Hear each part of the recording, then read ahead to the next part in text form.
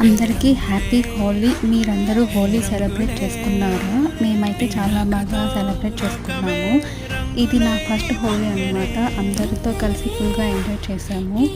So మేము ఎలాగ celebrate చేసుకున్నామో చూసేయండి.